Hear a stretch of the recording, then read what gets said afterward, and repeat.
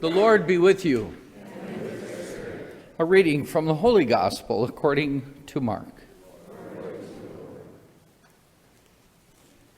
Jesus took Peter, James, and John and led them up a high mountain apart by themselves. And he was transfigured before them, and his clothes became dazzling white, such as no fuller on earth could bleach them. Then Elijah appeared to them along with Moses, and they were conversing with Jesus. Then Peter said to Jesus in reply, "Rabbi, it is good that we are here. Let us make 3 tents, one for you, one for Moses, and one for Elijah." He hardly knew what to say. They were so terrified. Then a cloud came, casting a shadow over them. From the cloud came a voice, "This is my beloved Son. Listen to him." Suddenly, looking around, they no longer saw anyone but Jesus alone with them. As they were coming down from the mountain, he charged them not to relate what they had seen to anyone, except when the Son of Man had risen from the dead. So they kept the matter to themselves, questioning what rising from the dead meant.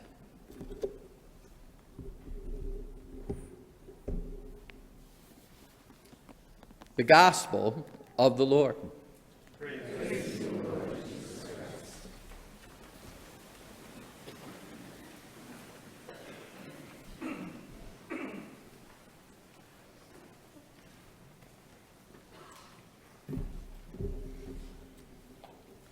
How many of us love a good mystery? Whether we're reading in a book, a storyteller is repeating a story, or we're watching a movie. It's fun to be captivated by a mystery. Today's mystery is like that and a whole lot more. Jesus climbs to the top of Mount Tabor with Peter, James, and John, and he is transfigured. Jesus' divinity is revealed. Jesus used an ancient way of proving the transfiguration took place. It is found in the book of Deuteronomy, which states, "To bear witness to anything, the evidence of 2 or 3 must occur." To bear witness to anything, the evidence of 2 or 3 must occur. Perhaps that is why Jesus wanted 3 apostles to be present. We always say when we're praying for something and we ask God for an answer, we ask it in 3s, right? Gives witness to the answer of our prayer. Peter, James, and John witnessed Jesus speaking to Moses, who is the fulfillment of God's law, and Elijah, who symbolizes the fulfillment of the prophets.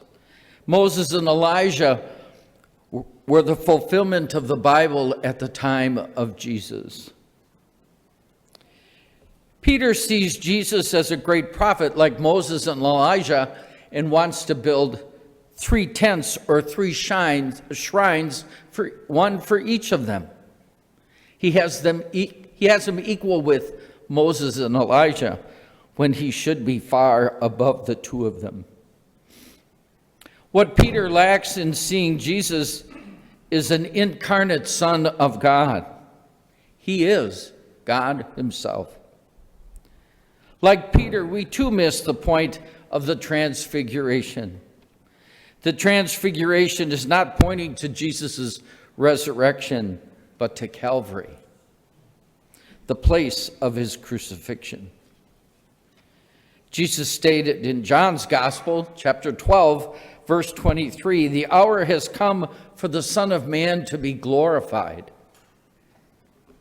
Pointing to the Garden of Gethsemane and after Jesus is betrayed by Judas, John Bergsma writes so beautifully, "Now is the Son of Man glorified, and God is glorified in him. If God is glorified in him, God will also glorify in himself, and God will glorify him at once. He goes on to say, any God can conquer with extreme force. But our God, his glory is revealed through weakness, through suffering, and humility. Our God triumphed because he is glorified through humble service. This is the mystery of our faith. The Transfiguration marked a turning point in Jesus' ministry. Jesus' three closest apostles, Peter, James, and John, were strengthened by this mountaintop experience.